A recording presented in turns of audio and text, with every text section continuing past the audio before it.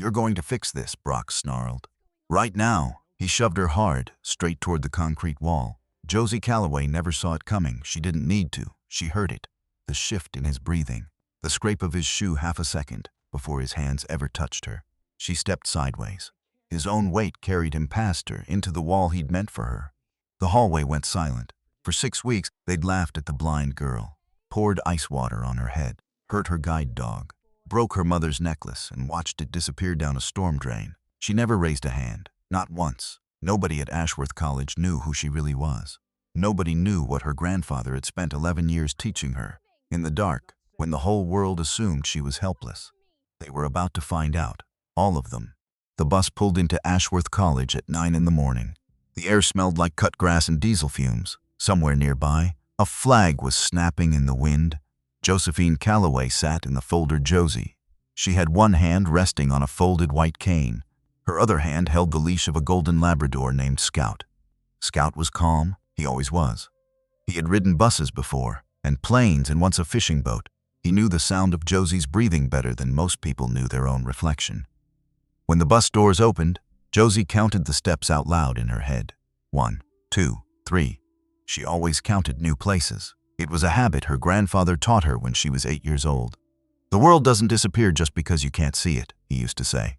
"It just asks you to listen a little harder." Josie stepped down onto the pavement. The sound of Ashworth College rushed toward her all at once. Wheels rolling on concrete, voices shouting names across the quad. A group of boys lagged near a dorm entrance. Somewhere a radio was playing an old country song. She smiled just slightly and tightened her grip on Scout's leash. "Okay, buddy," she whispered. "New chapter." A voice called out from somewhere near the luggage cart. "You need a hand with that bag, young lady?" The voice belonged to an older man, maybe 70, with a slow, easy way of talking. "I've got it, but thank you," Josie said. "I'm Josie. Name's Frank," he said. "Been driving this bus route for 11 years. Never once had a passenger travel with a dog that polite." Scout's tail thumped twice against the pavement. "He's better behaved than most people I know," Josie said. Frank laughed, a warm, rough sound. "That'll be true here too, I imagine," he said. "Good luck to you, Josie. This is a fine school, full of good people." "I hope so," Josie said. She meant it. Frank's kindness stayed with her longer than she expected. A small, steady thing, like a hand on the shoulder from a stranger who asked for nothing in return. She would remember that feeling later, when she needed something to hold on to. Ashworth was a small liberal arts college, tucked into the hills of a quiet town called Millbrook.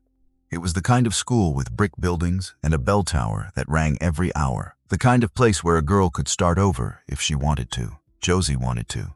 She had spent 18 years being known as the blind girl.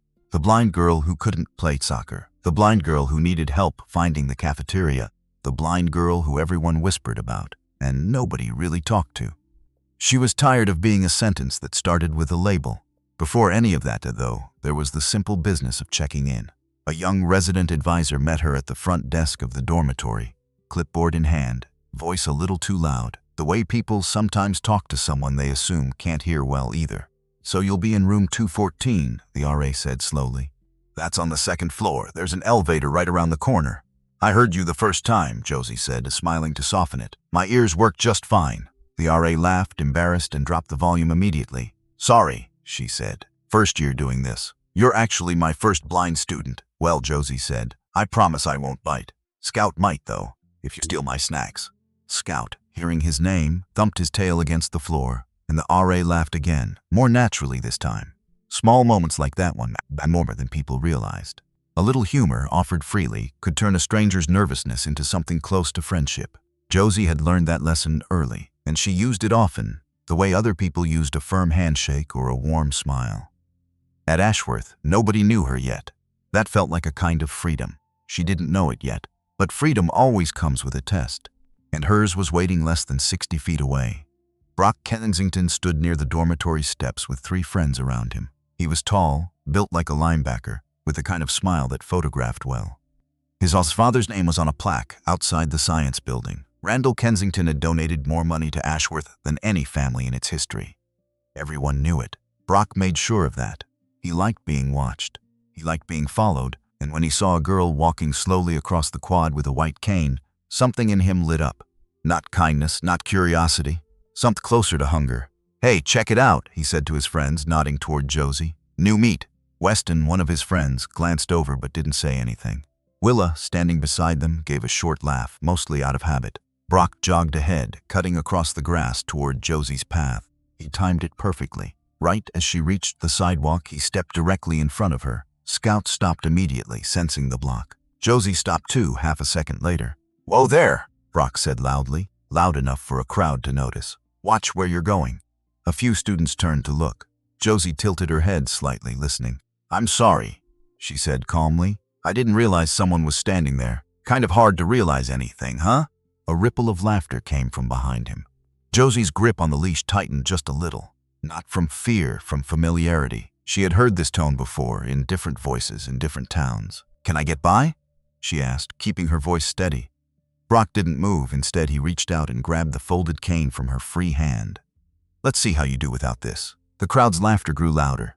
Someone lifted a phone to record. Josie stood still. Scout growled low in his throat, but held his position, well-trained, waiting for a command that never came. "Give it back," Josie said quietly. "Say please," Brock said, spinning the cane in his hand like a baton. For a moment, Josie said nothing. She simply stood there, facing him directly, her eyes unfocused but her posture completely straight. Something about her stillness made a few students stop laughing. It didn't look like fear, it looked like patience. Brock, annoyed that his joke wasn't landing the way he wanted, tossed the cane onto the grass several feet away. "Go get it," he said, like a good girl. Josie took one careful step forward. Her foot caught on Willa's outstretched sneaker, angled just enough to trip her. She fell forward onto the sidewalk, catching herself on her palms. The crowd gasped, then laughed again, uneasy laughter this time. Scout barked once, sharp and worried. For 3 full seconds, nobody moved to help her. Then Josie pushed herself up, slowly, deliberately. She brushed the gravel from her palms. She did not cry, she did not shout. She turned her face toward the sound of Brock's breathing and spoke in a voice that barely rose above a whisper, yet somehow carried across the entire crowd. "I can't see you," she said, "but I hear exactly who you are." The quad went quiet. Brock forced a laugh, trying to recover the moment. "Whatever," he muttered and walked off with his friends, phone footage already uploading somewhere in someone's pocket. The crowd dispersed slowly, most of them avoiding eye contact with Josie now, embarrassed in a way they couldn't quite explain. A girl broke away from the group and jogged over. She had short brown hair and glasses that kept sliding down her nose. "Hey," she said, a little breathless. "Are you okay? That was awful. I'm so sorry." She picked up the fallen cane and pressed it gently into Josie's. "Thank you," unfolding it with practice. "Founders. I'm Mabel," the girl said. "I think we're in the dorm. Josie." "That guy's a real piece of work," Mabel muttered. "Brock Kensington. His dad basically owns half this campus." Josie tilted her head. "Kensington. I'll remember that name." There was no anger in her voice, just a quiet kind of filing away, the way you remember a landmark on an unfamiliar street. Scout leaned against her leg, and she reached down to steady herself against his warm fur. "Come on," Mabel said gently. "Let me help you find your room." They walked together across the quad, Scout leading the way, Mabel narrating small details Josie couldn't see. The fountain, the old oak tree, the crooked sign for the bookstore. "Sorry if I'm talking too much," Mabel said after a while. "My mom always says I describe things like I'm writing a postcard." "Don't apologize," Josie said. "I like it. Most people just say it's over there and expect that to mean something." Mabel laughed, noted, full postcard mode then. She described the dormitory as they approached it, a squat brick building with white shutters and a crooked welcome mat by the door. She described the stairwell, the smell of fresh paint, the slightly crooked number 2 on their door. Josie listened to all of it. She always did. Listening was the first thing her grandfather ever taught her, long before he taught her anything else. It had taken her years to understand that listening wasn't just about hearing sound. It was about paying attention to people, really paying attention, in a way most sighted people rarely bothered to. Mabel, without realizing it, had just passed test. Most students at Ashworth would fail that entire semester. She had taken the time to see her. To understand Josie Calloway, you have to go back 11 years, to a summer afternoon that changed everything. She was 7 years old, riding her bicycle down a quiet street with her mother, watching from the porch. A car came around the corner too fast. Nobody was ever sure exactly what happened next, only that Josie woke up 3 days later in a hospital room, and the world she remembered was gone. The doctors called it traumatic optic nerve damage. Permanent, irreversible. Josie called it something simpler. The day the lights went out. She remembered pieces of that afternoon even now. the smell of warm asphalt, the sound of her own bicycle bell, her mother's voice calling her name from the porch, growing sharp with panic. After that, there was only white light and silence, and a long, slow climb back into a world that no longer looked the way it used to. It didn't look like anything at all. Her mother, a schoolteacher named Ruth, never left her side during those first difficult months. She read to her every night. She learned Braille alongside her daughter. She promised, over and over, that they would figure this out together. 2 years later, Ruth passed away from a sudden illness. Josie was 9 years old, blind, and now motherless, standing at a funeral she couldn't see, surrounded by faces she would never know. That was the day her grandfather, Elias Cobb, took her hand and told her something she would carry for the rest of her life. "You lost your sight," he said. "You lost your mother. But you have not lost yourself. Do you understand me?"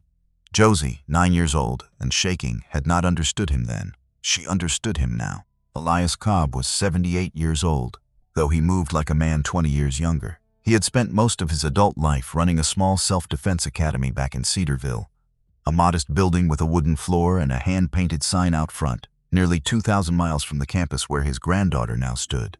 He taught anyone who walked through his door: veterans, nurses, single mothers, teenagers nobody else wanted to teach. But his specialty, the thing that made his name whispered with respect in certain circles, was training blind students in self-defense and awareness. He believed, fiercely, that the world often mistook blindness for helplessness. He had spent decades proving that idea wrong. When Josie came to live with him, grieving and frightened and utterly lost in a world of darkness, he did not smother her with pity. Instead, on her very first morning in his house, he handed her a wooden practice stick and said 4 words: "Listen, don't look, listen." For the first, Josie resisted. She was angry. She was exhausted. She did not want to learn how to fight. She wanted her mother back.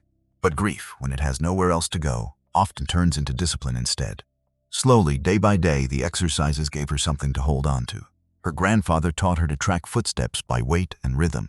He taught her to read a room by its echoes, the way sound bounced differently off wood, glass, brick, and open air.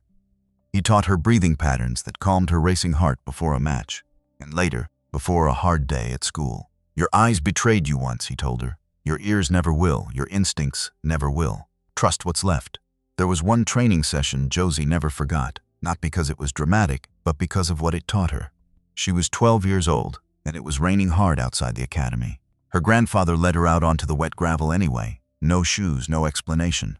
"Rain changes every sound you know," he told her. "Footsteps, breathing, even your own heartbeat. Today, you learn to trust yourself when the world gets loud and confusing." She fell 4 times that afternoon. She got up 5. By the time Josie was 14, she had trained more hours than most black belts, twice her age. By 16, she had entered a small national tournament for blind self-defense athletes, held quietly in a gymnasium most people had never heard of.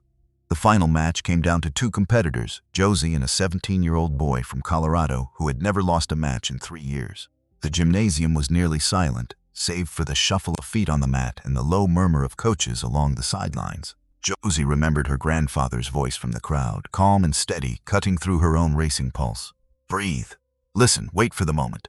Don't chase it." She waited. When the moment came, she didn't move fast. She moved exactly on time, redirecting her opponent's own momentum, until he was the one who lost his footing, not her. The match ended in less than 9 seconds. She won it.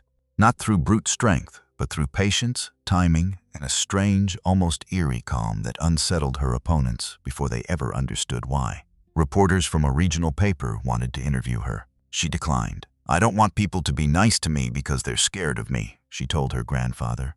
"I want them to be nice to me because it's who they are." Elias had smiled at that, the way he always smiled when she said something that reminded him of her mother. "That," he said, "is exactly why you'll win when it matters." He never taught her to fight for glory. He taught her one rule above all others, a rule she repeated to herself so often it had become part of her heartbeat. Never raise your hand first, only raise it to protect. Now 18 years old and thousands of days removed from that hospital bed, Josie carried that rule with her everywhere she went, folded quietly beside her white cane, unseen by everyone around her. Nobody at Ashworth College knew any of this. They only saw a soft-spoken blind girl with a golden dog and a nervous new roommate. They had no idea what stood behind her calm. The first week of college moved quickly for Josie, the way new things always did. She memorized the paths between her dorm and her classes with careful precision, counting steps, noting landmarks, building a mental map that grew more detailed every single day. Mabel walked with her often, chatting easily about nothing in particular. The kind of comfortable noise Josie hadn't realized she missed. There were small moments during that first week that most people wouldn't have noticed at all. A skateboard came flying across the quad one afternoon, out of control, heading straight for Josie's path. She stepped aside a full second before anyone shouted a warning, moving with a fluid, unhurried grace that made the boy chasing the skateboard stop and stare. "How did you?" he started to ask, then trailed off, unsure how to finish the question. "I heard the wheels change pitch," Josie said simply. "It was turning toward me." The boy nodded slowly, though he didn't fully understand, and jogged off after his skateboard. That same night, lying in her dorm bed with Scout curled against her feet, Josie called her grandfather just to hear his voice. Elias asked, his voice crackling faintly through the phone. "Busy," Josie said. "Loud." "New good," he said. "Loud means alive." "What about people? Any of them worth knowing yet?" "There's a girl named Mabel," Josie said. "My roommate. She's kind. A little nervous, but kind." "Kind is worth 10 times more than confident," Elias said. "Anyone giving you trouble?" Josie hesitated just for a moment. "Nothing I can't handle," she said finally. There was a pause on the line, the kind of pause that told Josie he didn't fully believe her but wouldn't push. "You know the rule," he said instead. "Never raise my hand first," Josie recited. "Only to protect." "That's my girl," Elias said. "Sleep well. Scout keeping you honest?" Josie smiled, reaching down to scratch behind Scout's ear. "Always," she said. Another afternoon, in a crowded stairwell between classes, dozens of students pushed past in every direction, backpacks swinging, voices overlapping into a wall of noise. A group of students pushed past carelessly, nearly knocking Josie off balance. To anyone watching casually, it would have looked like nothing at all.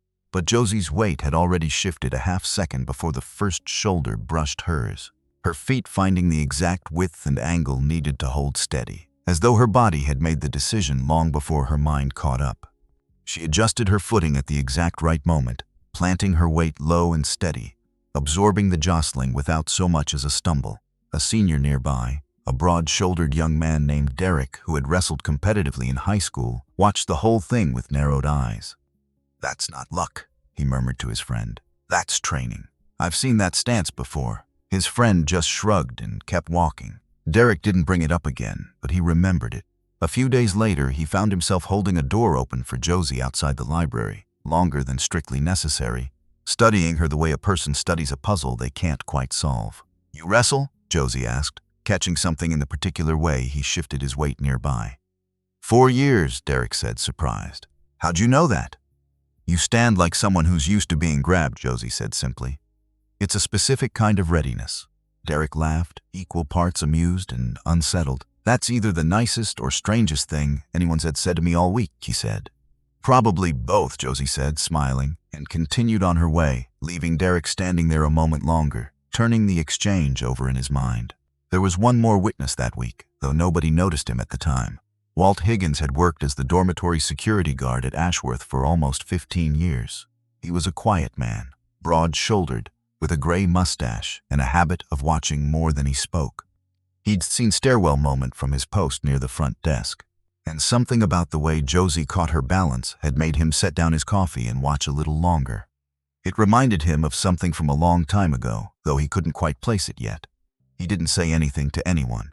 He just made a small note in the back of his mind, the way careful men often do, and went back to his coffee.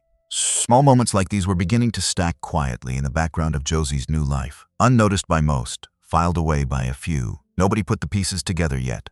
Not fully. Not until one particular literature class, 3 days into the semester. Josie's first real class at Ashworth was a psychology lecture, held in a large hall with stadium seating and nearly 200 students. She arrived early, as always, feeling out the shape of the room with her cane, counting the rows, memorizing the location of the door. Her textbook waited on a small device beside her notebook, a screen reader humming softly through a single earbud, reading each page aloud at a pace only she could follow. Around her, other students whispered and glanced her way, unsure how to act, unsure whether to offer help or simply pretend not to notice her at all. Josie didn't need either.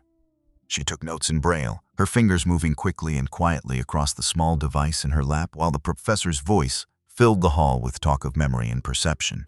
At one point, the professor asked the class a question about how the brain fills in missing information. Josie raised her hand. "The brain doesn't like gaps," she said when called on. "So it builds a picture using whatever information it actually has. Sound, touch, memory. It's not always accurate, but it's rarely empty."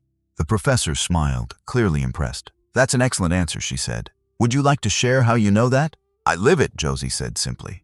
"Every single day." A few students laughed warmly this time, and something in the room shifted, just slightly, toward genuine curiosity instead of quiet discomfort. It was a small moment, one class period among hundreds she would sit through that year, but it reminded Josie of something important. Understanding rarely arrived all at once. It arrived in small pieces, offered patiently, one honest answer at a time. Professor Eleanor Whitmore taught 19th century literature in a converted chapel building near the edge of campus, a room with high windows and the permanent smell of old paper. She was 66 years old, silver-haired, sharp-eyed, and known across campus for two things: her impossibly high standards and her impossibly kind heart. Josie sat in the front row as she always did, with Scout curled quietly at her feet. During a discussion about a Jane Austen novel, Professor Whitmore paused mid-sentence, her eyes catching on something around Josie's neck. A small silver necklace, shaped like a compass, catching the light from the window. The professor's voice faltered, just slightly. "That's a beautiful necklace," she said, once class had ended and the other students had filed out. "May I ask where you got it?" Josie touched the pendant instinctively, the way she always did when someone mentioned it. "It was my mother's," she said. "She passed away when I was young." Professor Whitmore's expression softened. "I'm very sorry for your loss," she said gently. Then, after a pause, she added something that made Josie's attention sharpen. "That symbol, a compass engraved that way, with the small star at the center. I haven't seen one like it in almost 40 years. Josie tilted her head. "You've seen this design before?" The professor hesitated, choosing her words carefully. "When I was a young woman," she said, "I grew up in a small town called Cedarville, long before I ever came to teach here. I took self-defense classes at a little academy there run by a man named Elias Cobb. All of his top students wore a pin with that exact symbol." Josie felt something settle in her chest, quiet and warm. "Elias Cobb is my grandfather," she said. Professor Whitmore went very still. For a long moment she said nothing at all. Then she smiled, a small private smile, like someone remembering a good secret from long ago.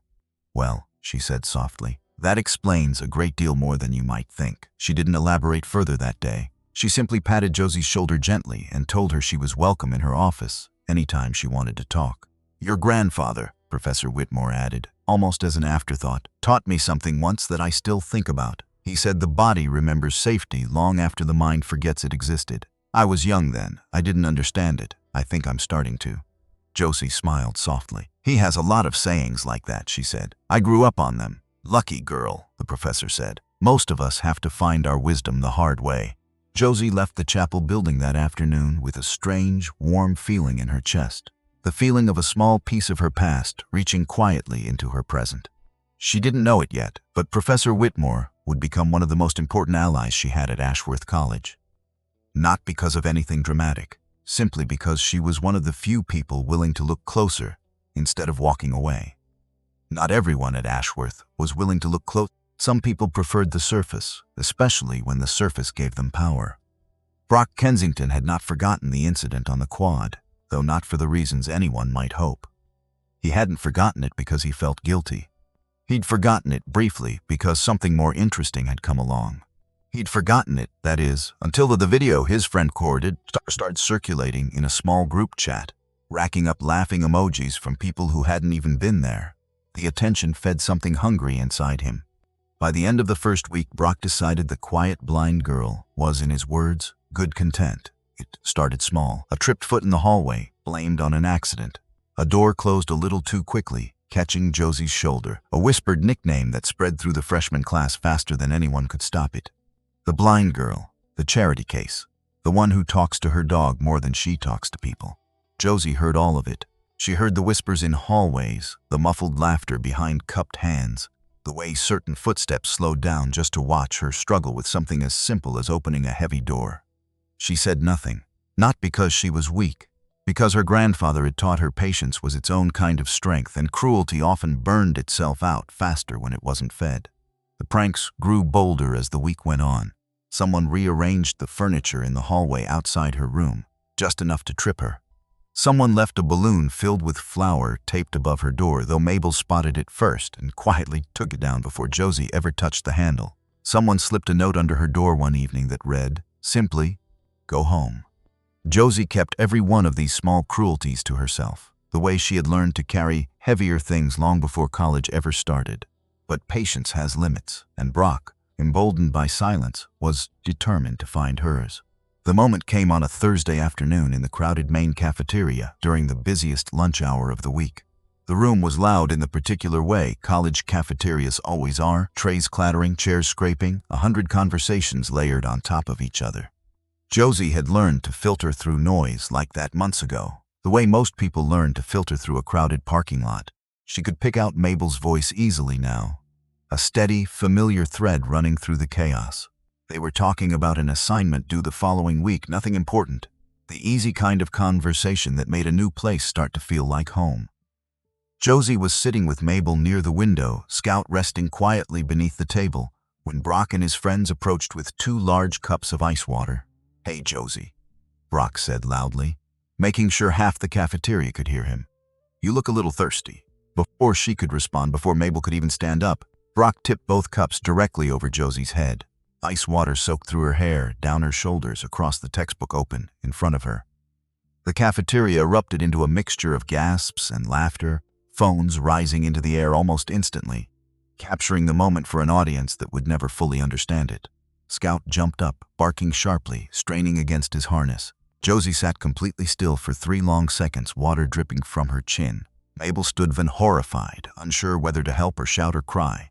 "That's disgusting," Mabel finally said, voice shaking with anger. "What is wrong with you?" "Relax," Brock said, grinning at his growing audience. "It's just a joke, right, Josie?" Josie reached up slowly and wiped the water from her face. When she spoke, her voice was calm, quiet, and completely devoid of the reaction Brock had clearly been hoping for. "You spent money on that water," she said. "Somewhere someone worked hard for it, and you used it to embarrass someone who never did anything to you." The cafeteria went unusually quiet. "That's a strange thing to be proud of," she added, standing up, water still dripping onto the floor. "I hope someday you find something better to be proud of instead." She reached for Scout's harness and walked out of the cafeteria without another word, her steps steady, her chin level, her cane tapping a slow, deliberate rhythm against the tile floor. Mabel scrambled to grab both their bags, hurrying after her, leaving Brock standing in the middle of a cafeteria that no longer felt entirely on his side. An older cafeteria worker near the drink station had watched the whole thing unfold, arms crossed, jaw tight. She didn't say anything either, not out loud, but she remembered Brock's name and the name of his father printed on the science building, and filed both away with a kind of quiet disapproval that would outlast any apology he might someday offer. Brock's smile faltered, just slightly, though he covered it quickly with a laugh for his friends. But something in the cafeteria had shifted. A few students who had laughed moments earlier now avoided each other's eyes. Willa, standing near the edge of the group, felt an uncomfortable twist in her stomach she couldn't quite name. Weston said nothing at all, staring at the puddle of water on the floor long after Brock had walked away. He thought about it again that night, alone in his room, long after his roommate had fallen asleep. His father had trained in self-defense as a teenager at some small academy that had straightened him out during a rough patch, long before Weston was ever born. Weston barely knew the details. His father rarely talked about that part of his life, only ever in short, careful sentences that closed the subject as quickly as they opened it. Weston remembered faintly a lesson from childhood half forgotten until tonight. Never laugh at someone you haven't taken the time to understand. He wasn't sure why that memory surfaced now, sitting in the dark, staring at his ceiling. He told himself it didn't mean anything. He almost believed it. That night in their dorm room, Mabel sat cross-legged on her bed, laptop open, jaw tight with anger. "I'm reporting this," she said. "Tonight. I don't care if he's rich. I don't care whose name is on the science building." Josie sat on her own bed, hair still slightly damp, brushing gently through Scout's fur. "You don't have to do that," Josie said quietly. "Yes, I do," Mabel said. "Somebody has to. You shouldn't have to just take this over and over because everyone's too scared to say something." Josie was quiet for a moment. "My grandfather always says," she began, "that cruelty usually exposes itself, eventually. You don't have to chase it. It chases its own tail long enough." "Maybe," Mabel said, But sometimes people need a little push toward consequences, especially people like Brock. Can I tell you something? Josie said. Something my grandfather taught me a long time ago. Please, people like Brock think seeing is the same as understanding, Josie said. They look at me and they think they know exactly who I am. Helpless. Slow. An easy target, but looking isn't the same as seeing. My grandfather always says real sight happens somewhere behind the eyes, not inside them. Mabel was quiet for a moment, listening. That's beautiful, she said softly. It's just true, Josie said. Someday I hope Brock learns the difference. Everybody deserves the chance to learn it before it's too late. Josie considered this, running her fingers slowly through Scout's fur. Okay, she said finally, file it. But please be careful. People with money like the Kensingtons, they usually have more protection than we realize. Mabel nodded, already typing. She spent the next hour writing a detailed account of the cafeteria incident, along with the earlier moment on the quad, submitting it through the university's official student conduct portal, addressed directly to the dean of students. She hit submit at 11:17 that night, feeling for the first time in days a small flicker of hope. She had no idea what would happen to that complaint before morning. Dean Robert Grady's office sat on the second floor of the administration building, with a large window overlooking the front lawn and a framed photo of himself shaking hands with Randall Kensington at last year's fundraising gala. Grady arrived early the next morning, as he always did, coffee in hand, ready to work through the overnight queue of student complaints. Mabel's report was near the top of the list. He read it once as quickly, his expression unreadable. He read it a second time, more slowly, his jaw tightening. Before he could decide what to do with it, his phone rang. The caller ID read simply, R. Kensington. Grady answered immediately. Randall, he said, forcing warmth into his voice. Good morning. Robert, Randall Kensington said, his tone pleasant but firm, the kind of firmness that came from decades of getting exactly what he wanted. I wanted to check in about the gala planning. And, while I have you, I heard my son had a rough first week. Kids can be cruel to each other, you know how it is. Grady's eyes flicked back to the complaint on his screen. I'm sure it's nothing, Grady said carefully. Just typical freshman friction. That's what I figured, Randall said smoothly. I'd hate for something small to spiral into a whole administrative headache, especially with the honor gala coming up. You know how important that evening is for the college, for both of us. There was a pause, heavy with implication. Of course, Grady said. I understand completely. Good man, Randall said. I'll see you at the gala planning meeting next week. The call ended. Grady sat in silence for a long moment, staring at the complaint still open on his screen. Mabel's words stared back at him. Water poured over a blind student's head in a crowded cafeteria. Deliberate tripping on move-in day. Repeated harassment based on disability. He read the words twice more. Grady had not always been a man who looked away. 15 years earlier, he had taken this job because he believed in it. Because he remembered what it felt like to be a scholarship kid on a campus full of families who never had to worry about tuition. But budgets had grown tighter every year, and donors like Randall Kensington had grown louder, and somewhere along the way, protecting the college's finances had quietly become the same thing, in his mind, as protecting the college itself. He told himself the two were still the same thing. Most days, he almost believed it. Then, with a small practiced motion, he moved the file into a folder labeled Pending Review, a folder that in recent years had become something of a graveyard for complaints involving certain families. He told himself it wasn't corruption. He told himself it was patience, timing, protecting the bigger picture for the college. He told himself a great many things that morning, the way people often do when they already know, somewhere quiet inside themselves, that they are choosing comfort over what's right. Outside his office window, the campus moved on, unaware, students walking to class, a groundskeeper trimming the hedges along the front lawn. Nobody watching from the outside would have guessed that inside that office, a small, important act of silence had just taken place. An act that would, weeks later, matter far more than anyone in that building could have imagined. 2 weeks from that morning, Ashworth College would hold its annual Honor Council hearing, a tradition dating back decades where student conduct cases were formally reviewed by a faculty and student panel, held the same evening as the annual gala, where the Kensington family would receive the college's highest honor for their contributions to the school. It was meant to be a celebration, a night of recognition, gratitude, and gleaming reputations. Nobody involved yet understood how much that single evening would come to mean or how many long-buried truths would finally rise to the surface beneath its lights. Josie didn't know about the buried complaint. She didn't know about the phone call, or the folder, or the quiet decision made behind a closed office door. She only knew what she felt in her chest most mornings now. A small, steady weight, the same feeling she remembered from childhood. Right before a storm rolled in, her grandfather had a saying for that feeling too. When the wind changes, he used to tell her, the wise ones listen closer, not louder. Josie was listening. She always was.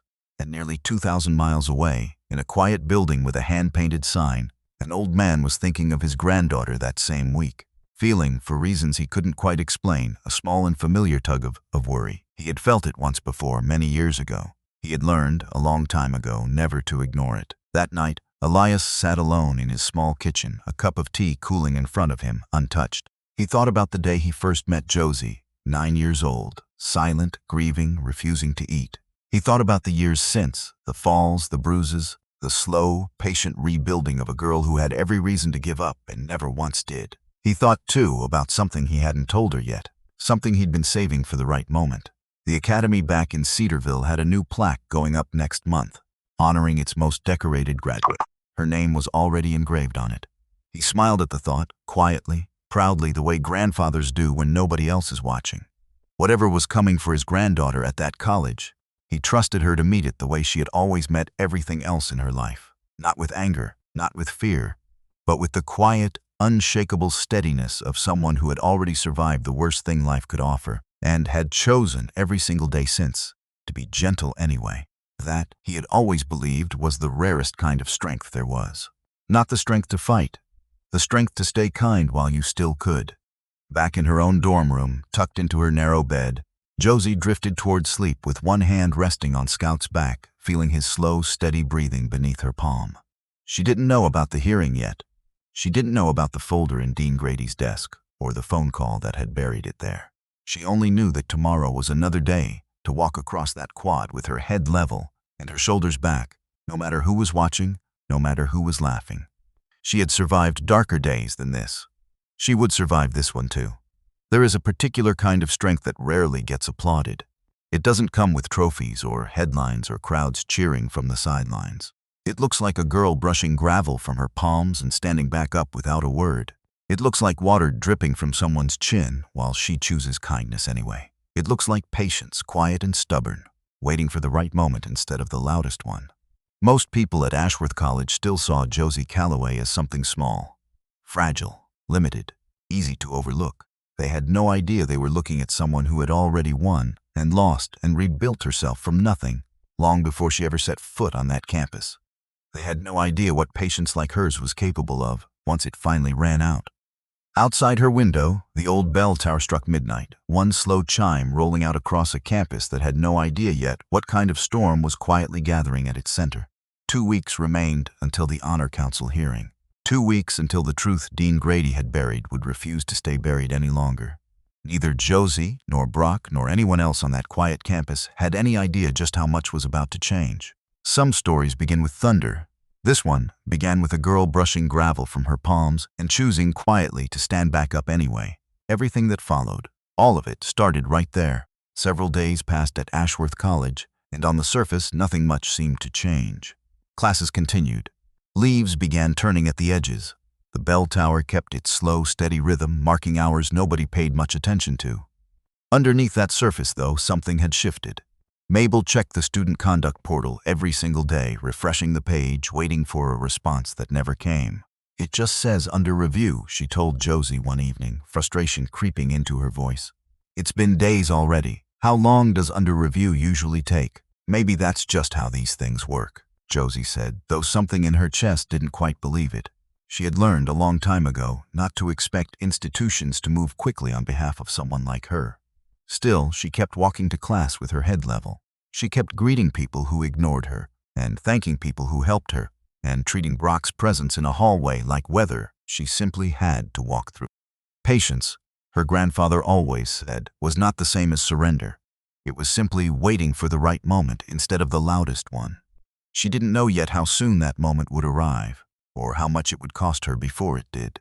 In her psychology seminar that week, the professor assigned a group project, pairing students at random. Josie ended up with 2 classmates who had never spoken to her directly before. both clearly unsure how to divide the work without seeming either careless or overly cautious. "You can just tell us what part you want," one of them finally said, a little too gently. "I'll take the research section," Josie said. "I read faster with a screen reader than most people read with their eyes, if that helps decide things." The two classmates exchanged a glance, some private tension easing between them. "That actually would help a lot," the other said, relief plain in her voice. By the end of the week, all three of them were meeting regularly in the library, the awkwardness mostly gone, replaced by the ordinary rhythm of a shared assignment. It was a small thing. Josie noticed, all the same, how much lighter those small things felt compared to everything happening outside that particular room. Late most nights, once Mabel had fallen asleep and the dormitory had gone quiet, Josie slipped out of bed and moved carefully into the small open space between their two desks. She never turned on a light. She never needed one. She ran through her forms slowly, deliberately, the same sequences her grandfather had taught her years ago. Movements that lived in her muscles the way a favorite song lives in someone's throat. It wasn't training, not really, not anymore. It was closer to prayer. Each motion helped her breathe a little easier, helped her set down whatever weight the day had left behind on her shoulders. Scout usually watched from his bed in the corner, tail thumping softly against the floor whenever she paused. "Just stretching," she told him quietly, one night, catching her breath after a long sequence. "Nothing to worry about." Scout, unconvinced, thumped his tail again and rested his chin back on his paws.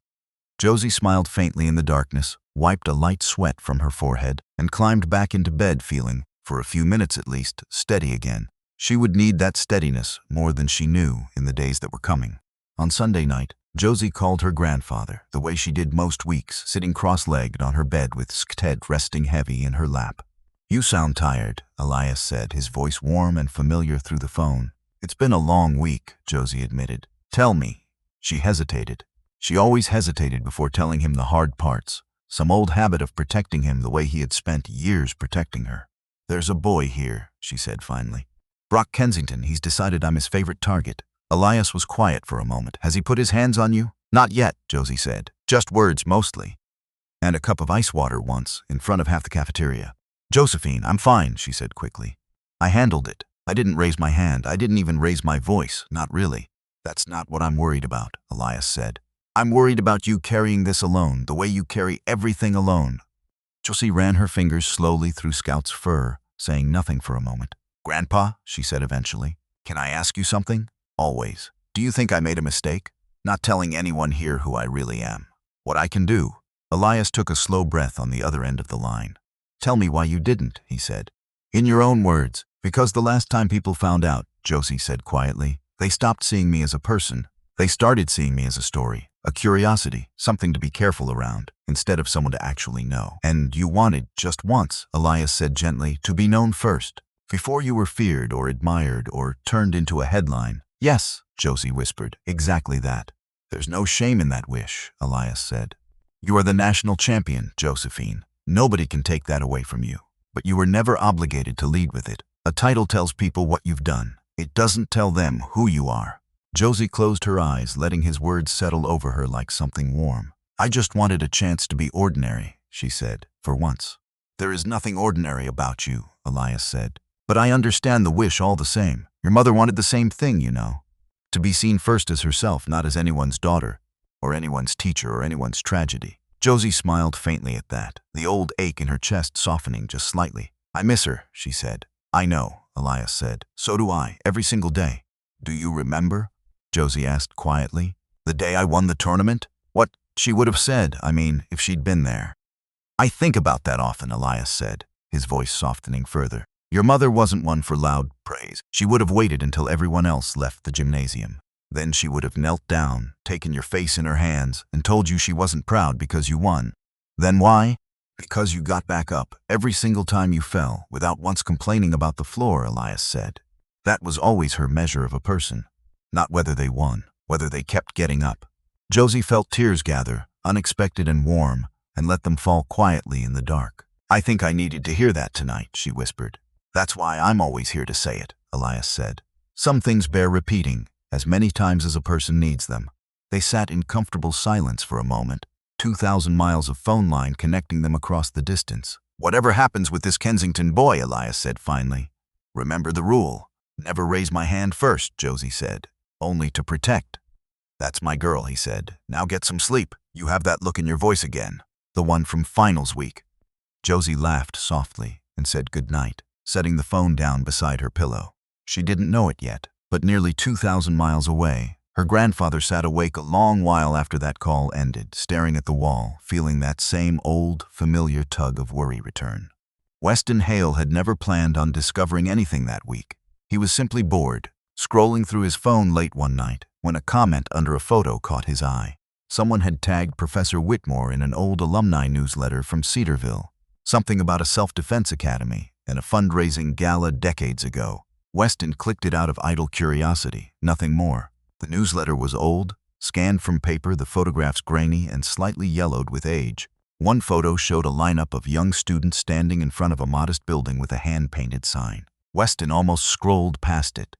Then he stopped. Second row, third from the left, stood a lanky teenager with a familiar jawline and an even more familiar last name printed beneath the photo. Daniel Hale, age 16, Cedarville Self-Defense Academy, Junior Division Champion. Weston stared at the name for a long time. His father's name was Daniel Hale. He grabbed his phone and called him immediately, forgetting entirely that it was nearly midnight back home. "Dad," he said, when his father groggily answered. "Did you train at a place called Cedarville, under a guy named Elias Cobb?" Was there a long pause on the line. "Where did you hear that name?" his father asked, suddenly wide awake. "There's a girl here," Weston said, "at school, Josie Calloway. I think she's his granddaughter." Another pause, longer this time. "Elias Cobb," his father said slowly, "probably saved my life, not from some accident, from myself. I was an angry kid, Weston, angrier than you'd believe. He taught me how to carry that anger without letting it carry me." "What was he like?" "Strict, patient, fair, in a way most adults never bothered being with a kid like me," Daniel said. "He had one rule above everything else. Never raise your hand first, only to protect. I've lived by that rule for 30 years. Did it work? The training, I mean. It kept me out of a courtroom, Weston. That's how well it worked," his father said. "I got into 3 fights my freshman year of high school before I found that academy. Not one fight after. Not because I got weaker, because I finally understood what strength was actually for." "What do you mean?" "Cobb used to say strength that only protects itself isn't really strength," Daniel said. "It's just fear wearing muscle. Real strength protects other people. That's the whole point of it." Weston sat in silence, absorbing this. "Why are you asking about this now?" his father said, concern creeping into his voice. Weston hesitated. "No reason," he lied. "Just curious." He hung up the phone a few minutes later, staring at the ceiling of his dorm room, feeling something uncomfortable settle in his chest. He thought about Brock's laughter in the cafeteria. He thought about the ice water, the tripped foot, the note that read, "Go home." He thought about a girl who had never once raised her hand, no matter how many times his friends had raised theirs against her. The next morning, without fully understanding why, Weston opened his phone's camera app and quietly enabled a setting he had never used before. Automatic backup, every video saved instantly to a private cloud folder. Just in case, he told himself. He didn't know yet what he was preparing for. He only knew, somewhere in his gut, that he wanted to be ready when it mattered. Brock Kensington, meanwhile, had grown bored of small cruelties. Small cruelties got laughs, but laughs faded fast. And Brock had built his entire identity around never letting attention fade. He wanted something bigger, something that would remind the whole campus exactly who ran things at Ashworth. If he was honest with himself, which he rarely bothered being, some small part of Brock had noticed the shift in the crowd after the cafeteria. The way people had gone quiet instead of laughing. The way his own joke had landed wrong for the first time in his life. That unfamiliar feeling annoyed him more than anything Josie had actually said. He decided the solution was simple. He just needed a bigger stage and a louder reaction, and everyone would remember exactly why they used to laugh along with him in the first place. He found his opening on a quiet Tuesday afternoon outside the dormitory courtyard, where Josie often sat with Scout during breaks between classes. Brock had noticed something useful about Scout over the past 2 weeks. The dog was gentle, obedient, and fiercely protective, the kind of animal that would do almost anything to stay close to the person he loved. That kind of loyalty, Brock realized, could be turned into a weapon if you knew where to aim it. He waited until Josie stepped inside briefly to refill her water bottle, leaving Scout tied to a bench in the courtyard as she had done safely a dozen times before. Brock approached quickly, tossing a small piece of food laced with something bitter and unfamiliar onto the grass near Scout's paws. Scout sniffed it, hesitated, then backed away, unsettled, tugging hard against his leash. Brock, annoyed the dog wouldn't cooperate, grabbed the leash himself and yanked it sharply, trying to drag Scout toward the food. Scout yelped, twisting away, his leg catching awkwardly against the edge of the bench. That was the sound that brought Josie running from the doorway, her water bottle forgotten, her cane sweeping urgently ahead of her. "Scout!" she called, panic sharpening her voice for the first time anyone had heard. She reached him in seconds, dropping to her knees, hands moving quickly over his trembling body, feeling for injury. "What did you do?" she said, her voice shaking now, not with fear, but with something colder. "Relax," Brock said, though even he sounded slightly unsettled by how the moment had spiraled. "The dumb dog wouldn't listen. I was just trying to feed him." "You do not touch him," Josie said, each word landing hard and precise. She stood, reaching for Scout's leash, and in that motion, Brock's hand caught the thin silver chain around her neck.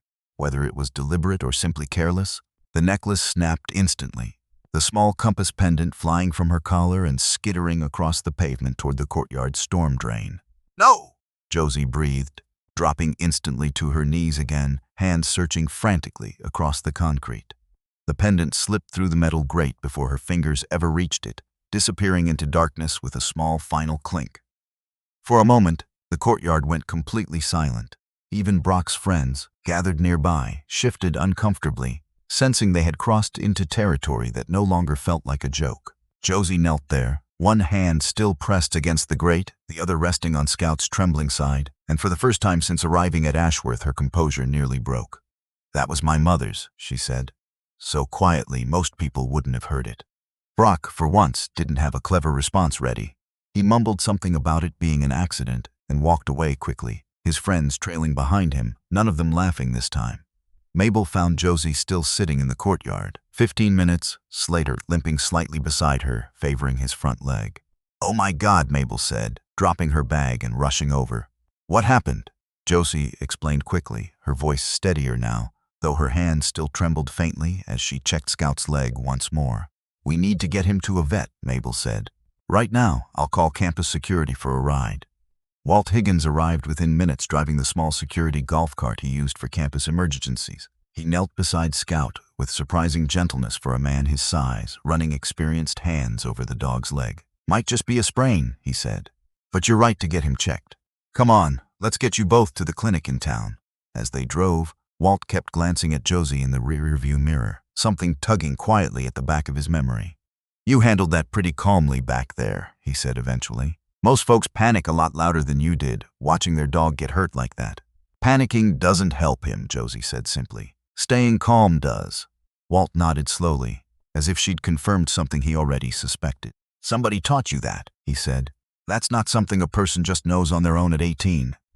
Josie tilted her head slightly, curious at the certainty in his voice. "My grandfather," she said. "He's big on staying calm under pressure." "I'll bet he is," Walt murmured, mostly to himself, before pulling into the clinic parking lot and letting the subject drop. He didn't explain what he meant. He wasn't ready to yet. As they loaded into the cart, Walt glanced toward the storm drain, then back at Josie's face, noticing the way her hand kept drifting to her bare collarbone. "You lose something down there?" he asked quietly. "My mother's necklace," Josie said. "It doesn't matter right now. Scout matters right now." Walt nodded slowly, filing the detail away the same careful way he filed most things. "I'll come back and check that drain later," he said.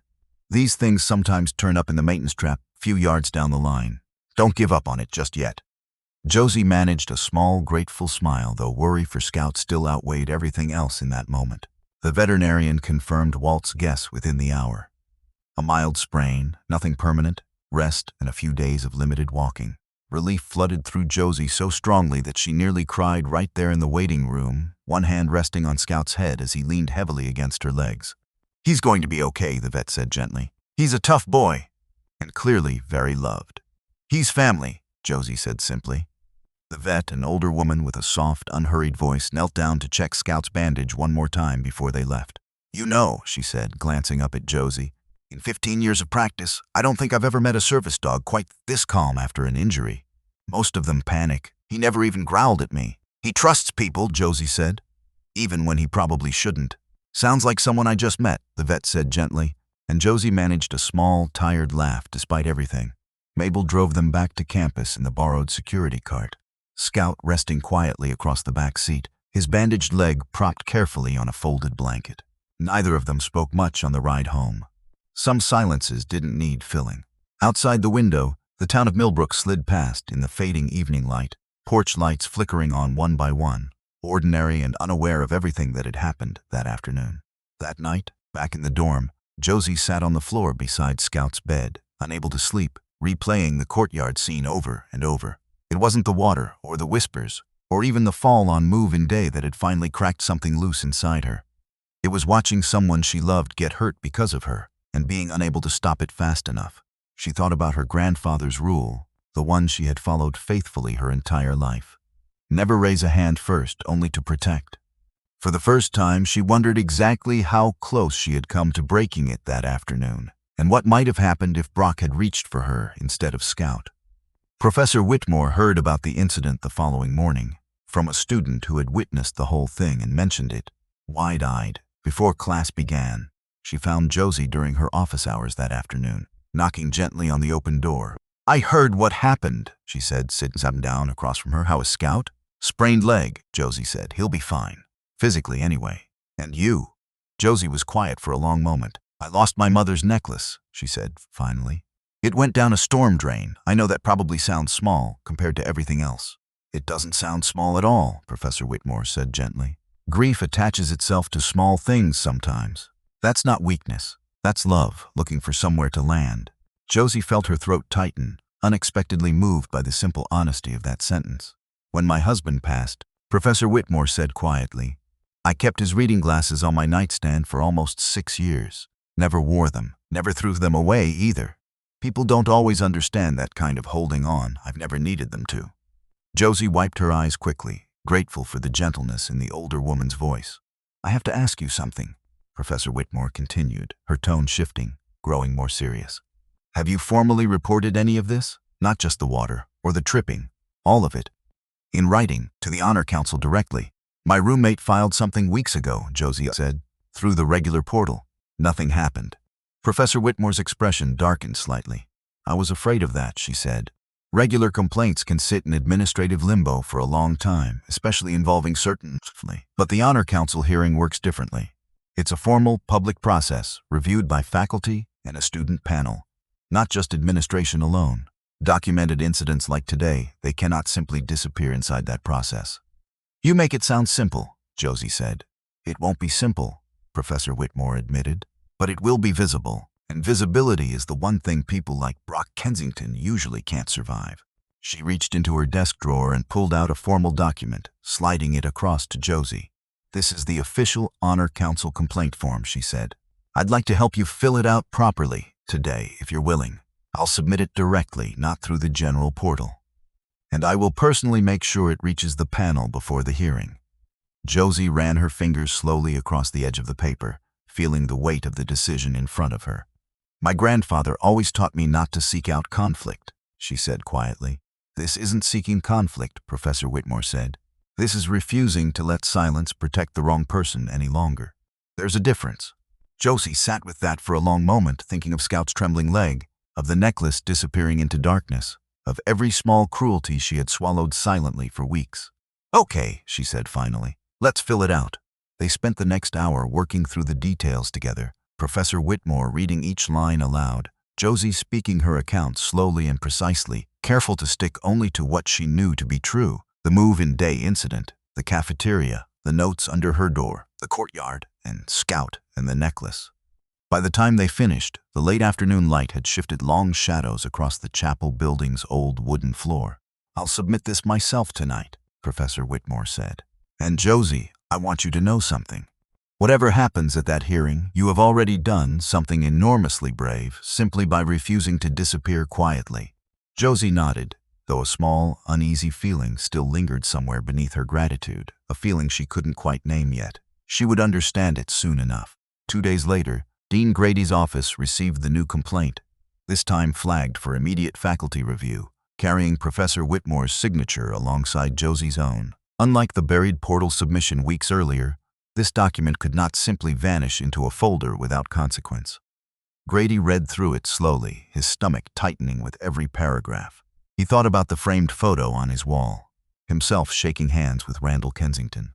He thought about the honor gala, only days away now, and the significant donation the Kensington family had promised to announce that evening.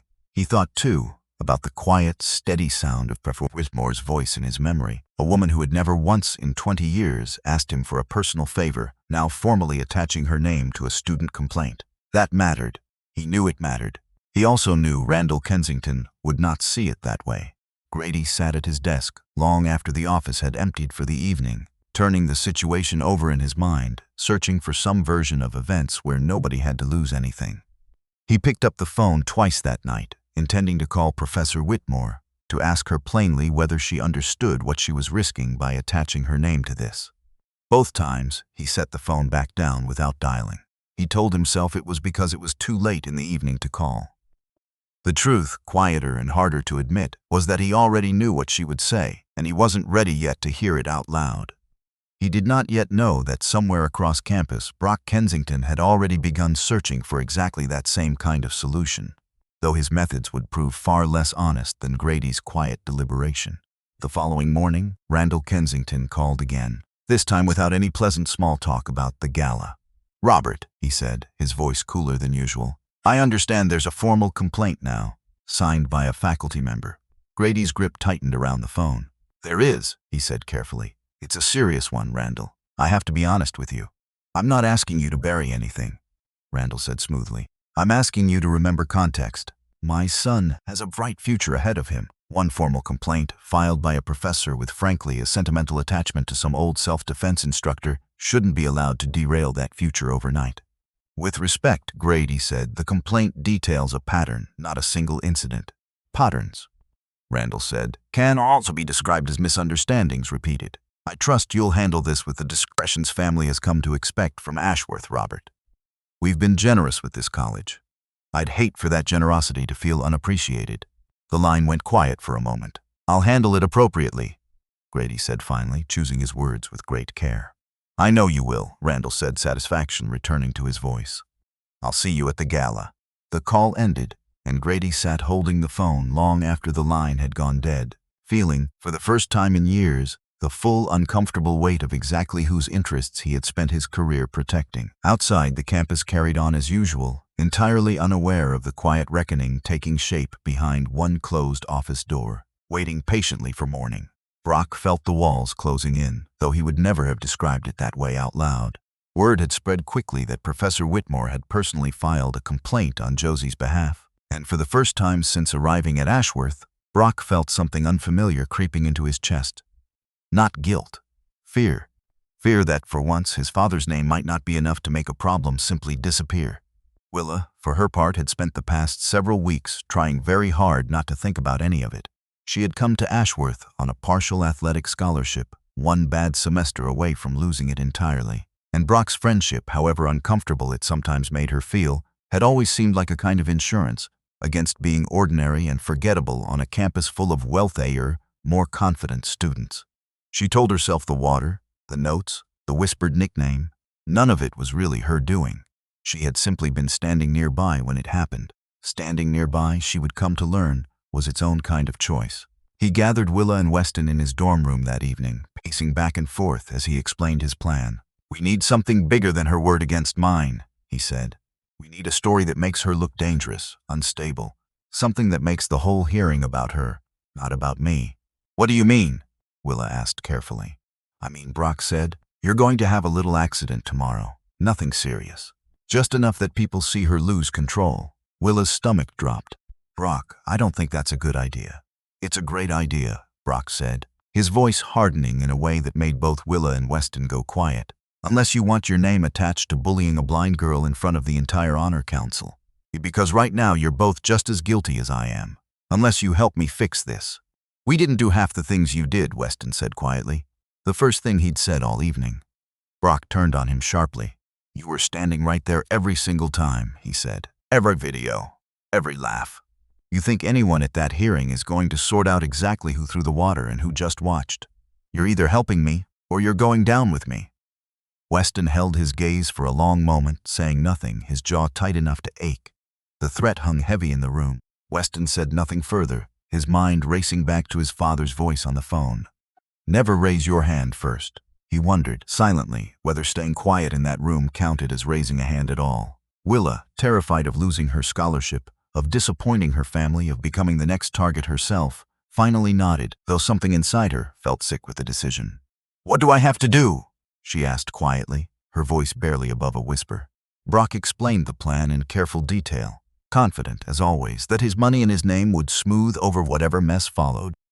He had no idea, sitting in that dorm room, planning his next cruelty, that one of the two people listening to him that night had already quietly recorded almost everything he'd said. The following afternoon, in a crowded hallway between classes, Willa approached Josie near the stairwell, timing it carefully to coincide with the busiest passing period of the day. "Josie, can we talk for a second?"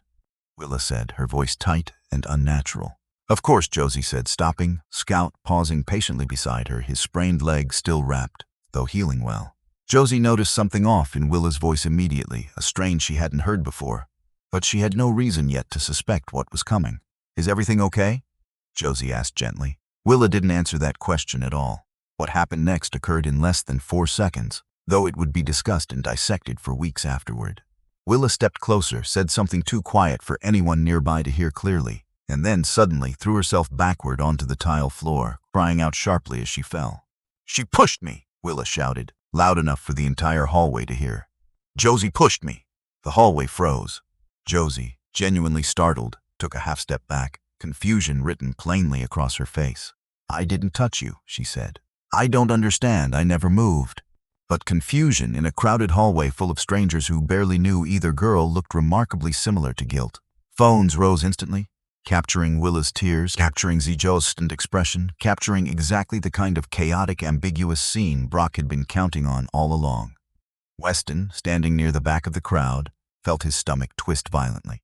He had watched Willa's fall closely, and something about the timing, the angle, the complete absence of any actual contact, told him immediately that what he was witnessing was not an accident at all.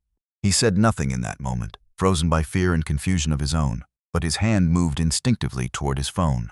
Recording the aftermath, the crowd, Willa's face for just a fraction of a second too calm before the tears returned. Within 20 minutes, campus security had escorted both girls to the administration building, and by that evening, the story had spread across nearly every group chat at Ashworth College. The blind girl attacked someone.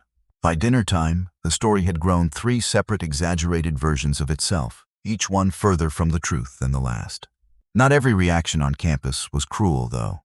A junior named Priya, who had sat near Josie during orientation week, posted a short message in the freshman class group chat, gently pointing out that nobody screaming "pushed me" had actually described being touched. A few students agreed with her openly. More agreed quietly in private messages, unwilling yet to say it out loud where Brock's friends might see. Derek, the senior who had noticed Josie's balance in the stairwell weeks earlier, found himself telling 2 underclassmen at dinner that something about the whole story didn't add up, though he couldn't yet explain exactly why. Small doubts, scattered and quiet, were beginning to plant themselves across Ashworth College, even as the louder, uglier version of the story continued spreading faster than any of them. Mabel heard 2 different students discussing it in the dining hall, neither of whom had actually witnessed the hallway at all, both speaking with total confidence about exactly what had happened. She wanted to scream at both of them. Instead, she went straight to Josie's side and stayed there. Dean Grady called Josie into his office the next morning, his expression carefully neutral, though his hands shook slightly as he opened the folder in front of him. "I want to hear your account," he said, "but I have to tell you, given the seriousness of this new allegation, combined with your open complaint against Mr. Kensington, the college feels it's necessary to place you on interim suspension while we investigate fully." Josie sat very still. "I didn't touch her," she said, her voice steady despite the ground shifting beneath her. "I never moved from where I was standing." "I understand this is difficult," Grady said, not quite meeting her eyes. "But there are witnesses and video circulating, and the college has a responsibility to take all allegations seriously, regardless of circumstance." "Ask them what I said," Josie said. "Ask any witness what words were exchanged before she fell."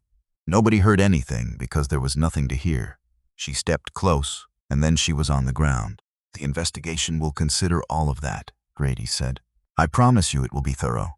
Will it happen before the hearing, Josie asked, or after I've already been suspended and humiliated in front of the entire school? Grady didn't answer that directly. Including mine? Josie asked quietly. The one Professor Whitmore filed? Grady hesitated, just long enough for Josie to understand exactly what that hesitation meant. That complaint remains under review, he said carefully. This new incident will be addressed separately at the Honor Council hearing. The same hearing, Josie said, where the Kensington family is being honored that same evening. Grady said nothing, and his silence told her everything his words refused to. You're suspending me right before it, Josie said, understanding arriving slowly, painfully. So I won't even be allowed to attend my own hearing. The suspension is interim, Grady said. Standard procedure. It isn't personal. Josie stood slowly, gathering Scout's leash with hands that had gone strangely cold. With respect, Dean Grady, she said, everything about this has been personal from the very first day. You just haven't been the one paying for it. She walked out of his office without waiting for a response, her cane tapping a slow, measured rhythm down the long marble hallway, past framed photographs of donors and galas and smiling handshakes she would never see. Mabel found her back in their dorm room an hour later, sitting perfectly still on the edge of her bed, Scout's head resting heavily in her lap. They can't do this, Mabel said, furious, pacing the small room. This is insane. Willa is lying. I know she's lying. Everyone practically knows she's lying. Knowing and proving aren't the same thing, Josie said quietly. Not when the person accused doesn't have money or a name attached to a building. Mabel stopped pacing and sat down heavily beside her. I'm scared, she admitted. I've never seen a rich family get told no. Not really. Not ever. Neither have I, Josie said. But my grandfather says most people who've never been told no don't actually know how to handle it when it finally happens. Is that supposed to make me feel better? A little, Josie said, the smallest hint of a smile touching her mouth despite everything. It's the only thing I've got right now. Mabel reached over and squeezed her hand, and for a moment neither of them said anything at all, letting the quiet do the work words couldn't. So what happens now? Josie was quiet for a long moment, running her fingers slowly through Scout's fur, the way she always did when she needed to think clearly. Now, she said finally, I call my grandfather. She reached for her phone, hand steadier than her voice, and dialed the number she knew by heart. Elias answered on the second ring. Josephine, he said, warmth immediately shifting to concern at the sound of her voice. What happened? Josie told him everything, slowly, carefully, her composure holding even as the story grew heavier with every sentence. When she finished, there was a long silence on the line. They suspended finally, 3 days before your own hearing, based on an accusation with no evidence, filed by a girl coerced by the very boy you reported. That's what it looks like, Josie said. And the family being honored that same night, Elias continued, is the same family whose son has been harassing you since the day you arrived. Yes, another long silence. Josephine, Elias said, his voice quiet but absolutely certain, I am coming to that hearing. Grandpa, you don't have to. I know I don't have to, he said. I'm choosing to. Some things a person shouldn't have to face alone. Not when there's someone willing to stand beside them. Josie closed her eyes, feeling something in her chest loosen, just slightly, for the first time all day. Okay, she whispered. Okay. That night, Josie lay awake long after Mabel had finally drifted to sleep. Scout curled protectively against her side, his breathing slow and steady beneath her palm.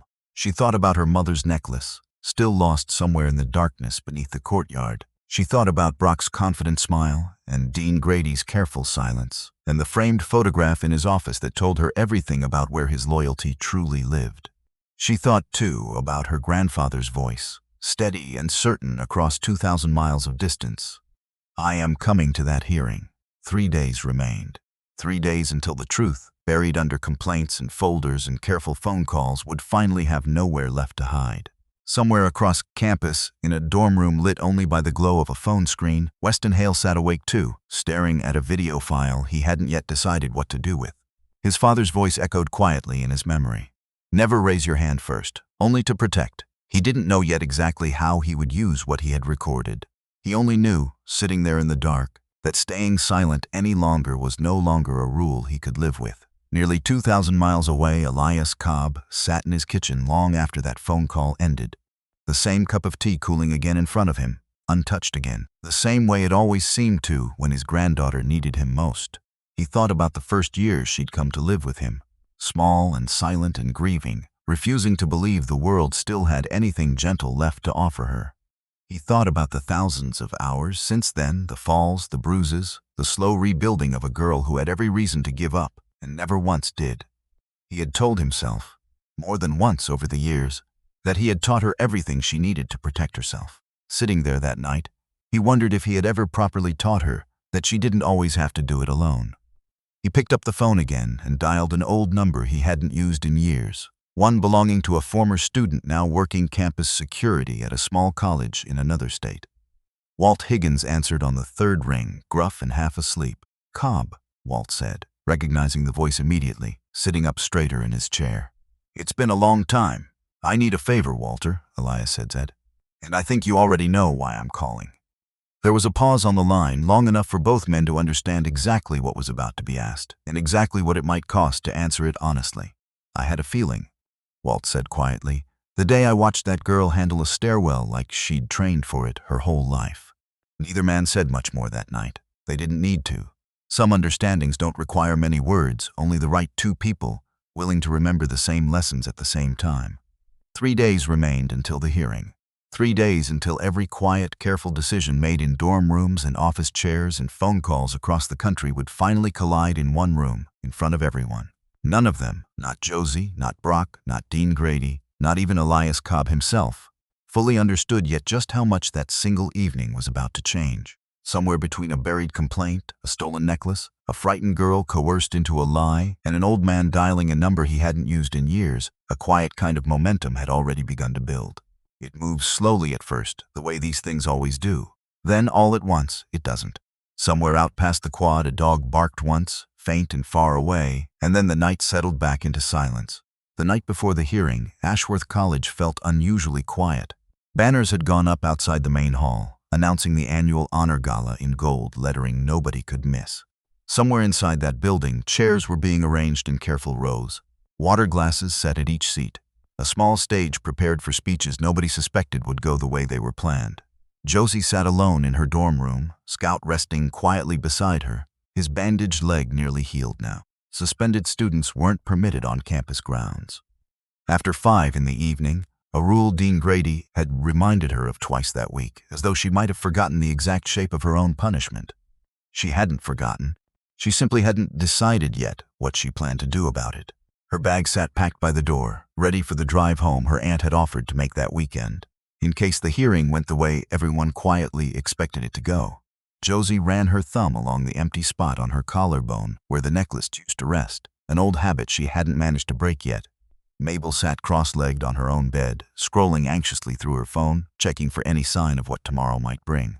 "You should try to sleep," Mabel said gently. "I know," Josie said. "I will. In a minute. Are you scared?" Mabel asked. Josie considered the question honestly before answering. "A little," she admitted. "Not of Brock, of everyone believing him instead of me. That's always been the scarier part." May reached over and squeezed her hand. "I believe you," she said. "So does Professor Whitmore. So does Weston, whether he's said it out loud yet or not."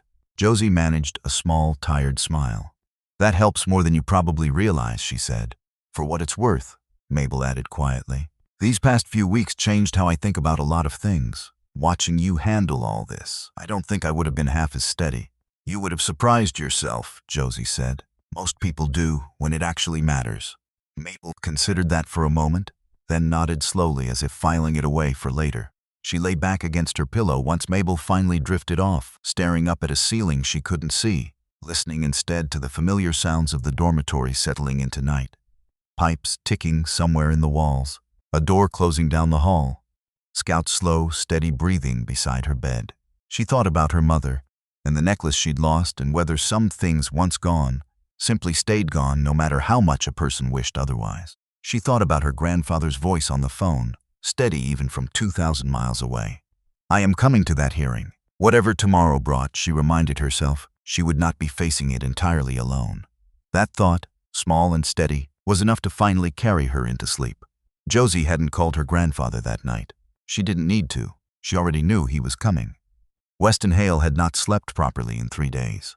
He kept the video open on his phone, watching it again and again, studying Willa's face in the half-second before her fall. The small, telling stillness that no genuine accident ever produced. He thought about his father's voice from that late-night phone call. Real strength protects other people. That's the whole point of it. He thought about the ice water, and the note under Josie's door, and the sound Scout had made when his leg twisted wrong against that bench. He thought, most of all, about the quiet dignity in Josie's voice every single time she chose not to fight back, even when fighting back would have been so easy to justify. He thought about Brock's threat, too, the cold certainty in his voice that money and reputation would smooth away whatever mess followed. Weston had believed that his whole life without ever really questioning it. Watching Josie these past weeks, he wasn't sure he believed it anymore. Just after midnight, Weston got out of bed, pulled on a jacket, and walked across the dark campus toward the small house near the chapel building where Professor Whitmore lived. He almost turned back twice. He knocked anyway. Professor Whitmore answered in a robe, silver hair loose around her shoulders, clearly at her door, so late. "Mr. Hale," she said, "is everything all right?" "No," Weston said, "it isn't. I have something you need to see. Before tomorrow." She let him inside without another word.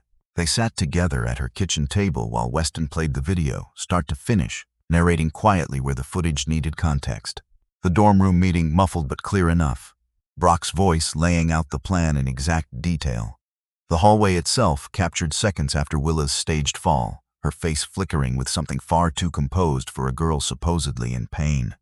Professor Whitmore watched in silence, her expression darkening with every passing second. When it ended, she sat back slowly, pressing one hand against her chest. "Why didn't you bring this forward sooner?" she asked, though there was more sorrow in her voice than anger. "I was scared," Weston admitted, "of losing friends, of being the guy who ratted out his own roommate's best friend. I told myself it wasn't my problem. And now?" Weston looked down at his hands. "Now I keep thinking about a rule my dad lives by," he said. "Never raise your hand first, only to protect. I think staying silent this long, that was me raising my hand against the wrong person." Professor Whitmore reached across the table and squeezed his arm gently. "It takes real courage to admit that," she said, "more than most people your age ever manage." She was quiet for a moment, studying him carefully. "When I was young," she said, "I watched something similar happen to a classmate of mine. I said nothing out of the same fear you just described. I've regretted it for nearly 40 years, Mr. Hale. Don't let this become the regret you carry for the next 40. Weston nodded, throat tight. "There's something else," Weston said quietly. "Willa's involved too. She didn't want to do it. He threatened her." Professor Whitmore's expression softened further. "Then she'll need the same courage you just found," she said. "But that's her decision to make, not yours or mine to make for her. All you can do is make sure the truth is available for anyone brave enough to reach for it." "What happens now?" Weston asked. "Now," she said, already reaching for her phone, "we make sure this reaches exactly the people who need to see it before tomorrow's hearing begins." Dean Grady's phone rang at 1 in the morning, Professor Whitmore's name lighting up the screen. He answered groggily, already sensing this call would not be a pleasant one. "Eleanor," he said, "it's the middle of the night." "I know," she said. "I wouldn't be calling if it weren't necessary. I need you to watch something right now before you say another word about tomorrow's hearing." She sent the video file immediately. Grady watched it sitting upright in his dark kitchen, his coffee forgotten, his stomach sinking further with every passing second. By the time it ended, his hands were unsteady. "This changes everything," he said quietly. "It should have changed everything weeks ago," Professor Whitmore said ahead, her voice sharper now than he had ever heard it. "Robert, that girl has been suspended based on a lie 3 days before her own hearing, while the boy responsible receives an award tomorrow night alongside his father." Grady rubbed his eyes, exhaustion and shame tangled together in his chest. "I need to think about how to handle this properly," he said. "You've had weeks to think about handling this properly," Professor Whitmore said. "Robert, I've known you 20 years. You didn't take this job to protect donors. You took it to protect students.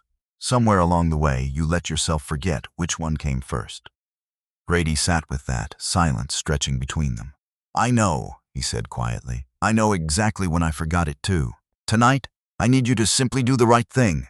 Professor Whitmore continued, "Reinstate her suspension status immediately, ensure she is present and able to attend her own hearing tomorrow, and ensure this video reaches the Honor Council panel before a single award is handed out." There was a long pause on the line. "All right," Grady said finally, something in his voice loosening, as though a weight he'd been carrying for weeks had finally cracked. "All right, Eleanor, I'll make the calls tonight." He hung up the phone and sat alone in his kitchen for a long while afterward, staring at nothing in particular, feeling, for the first time in years, something close to relief. Morning arrived at Ashworth College dressed in bright September sunshine. Students moved across the quad in their nicest clothes, buzzing with excitement about that evening's gala, most of them entirely unaware of the quiet storm gathering just beneath the surface of the day. Josie received the call from Dean Grady's office just after 9, informing her, in a carefully worded voice, that her suspension had been lifted pending the hearing's outcome, and that her attendance that evening was not only permitted, but required. She sat on the edge of her bed for a long moment after hanging up, Scout's head resting against her knee, feeling something she couldn't quite name settle over her. Not relief exactly. Not yet. Something closer to the stillness before a long-held breath finally releases. "They lifted it?"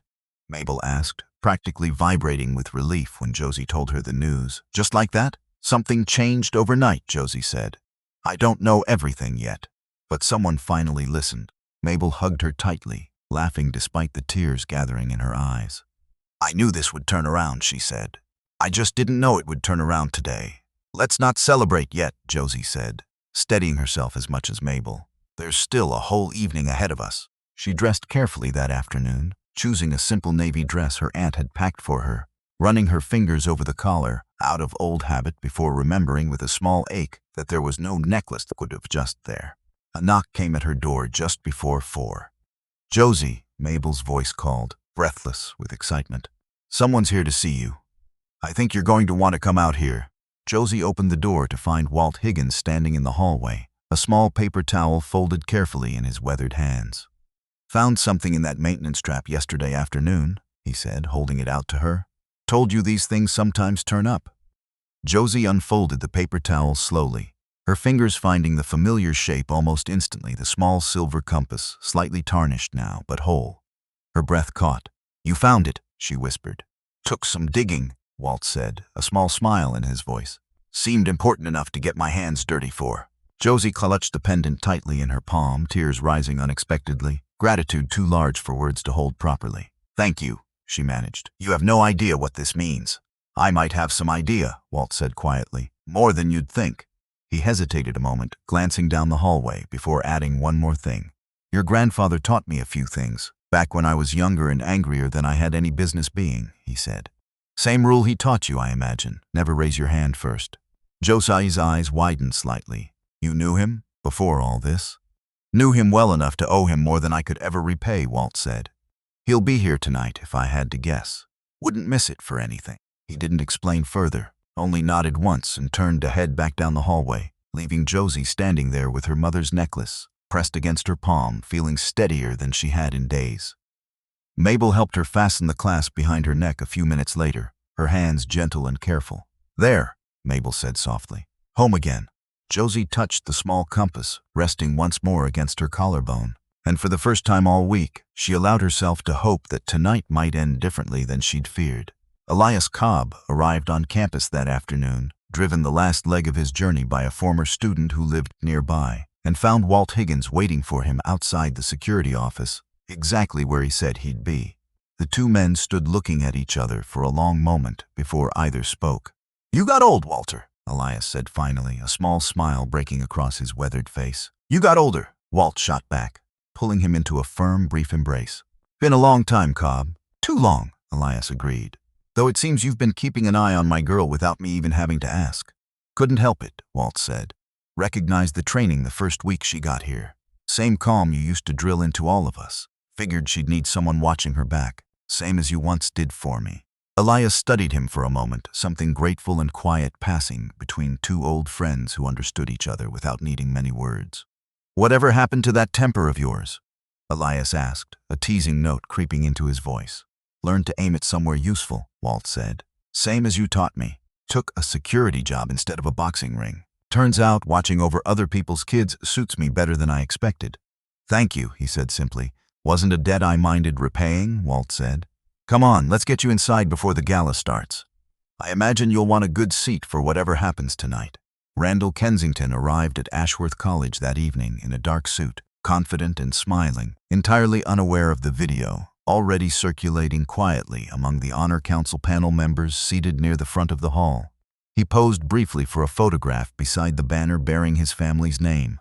one hand resting on Brock's shoulder, the picture of a father proud of everything his money had built. He found Dean Grady near the entrance, greeting him warmly, clasping his hand in both of his own. "Big night, Robert," he said. "For the college and for my family."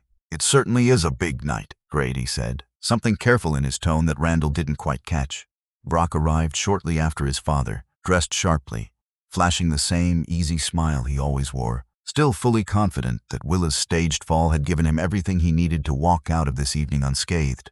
He scanned the crowd gathering near the entrance, looking for Willa, wanting to confirm one last time that their story was straight before the panel convened. He found Weston instead, standing near the coat check, watching him with an expression Brock couldn't quite read. "Everything good?"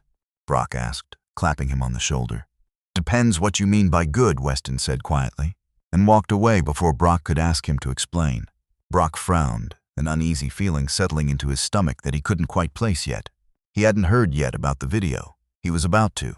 Josie arrived at the hall with Mabel beside her, and Scout walking steadily at her side, the small compass necklace resting once again against her collarbone, cool and solid and entirely hers again. She hadn't seen her grandfather yet, though she knew, somehow, that he was near. She felt it the way she felt weather changing, a certainty settling quietly into her chest before any proof arrived to confirm it. The hallway outside the main hall was crowded, students and faculty filing in for the evening ceremony, unaware that the ceremony's true purpose was about to shift entirely. "You okay?"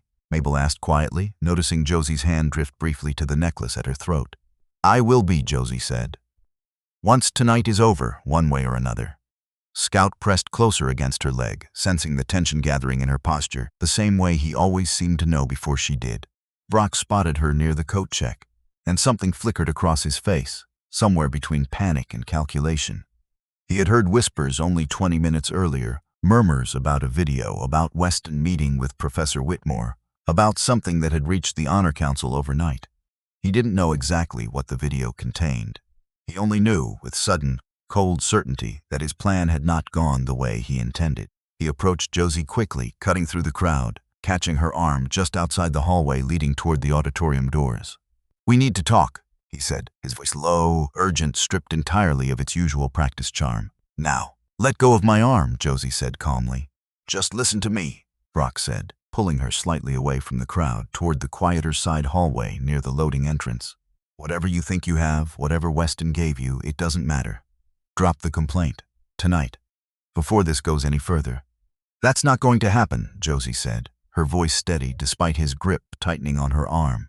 "You don't understand what you're doing," Brock said, panic sharpening into something uglier now. "You're going to ruin everything.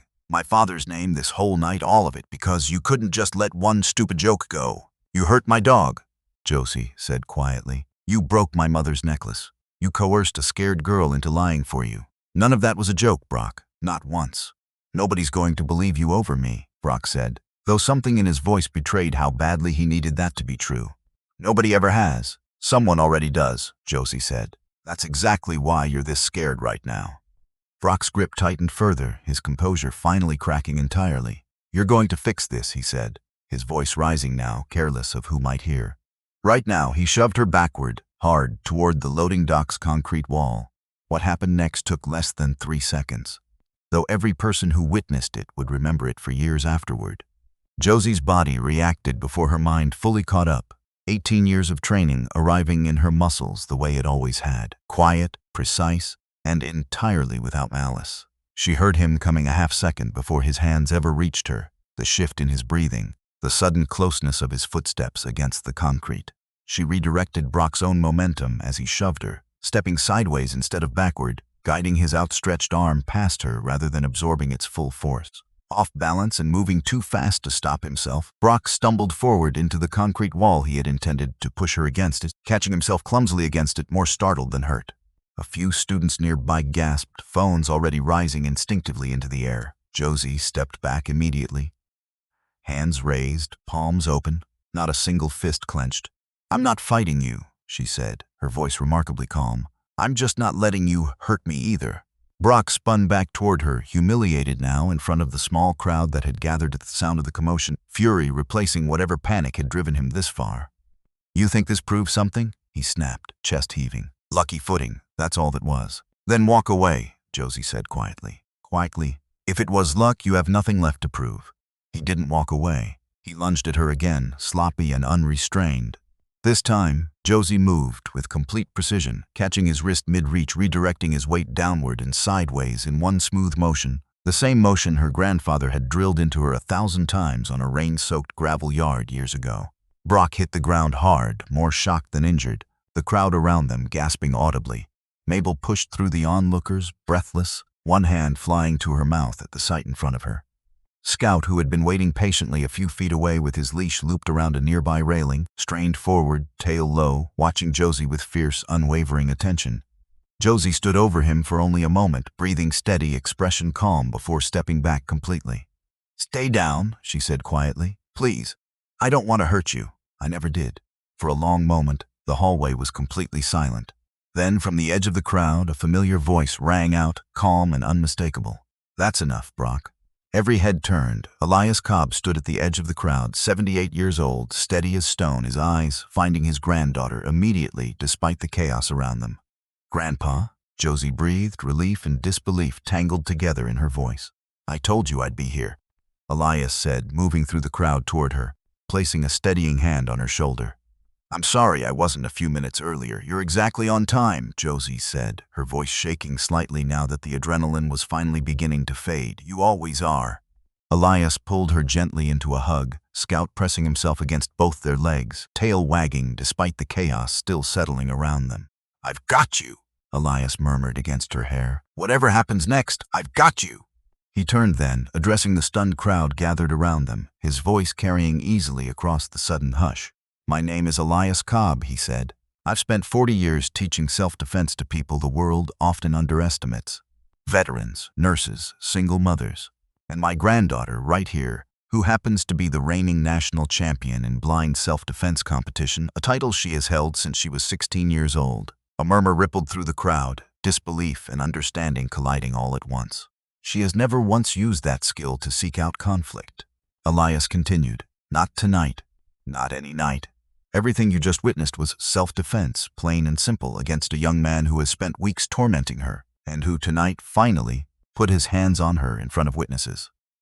Randall Kensington pushed through the crowd at that moment, face pale, eyes darting between his son on the ground and the growing crowd of students recording every second on their phones.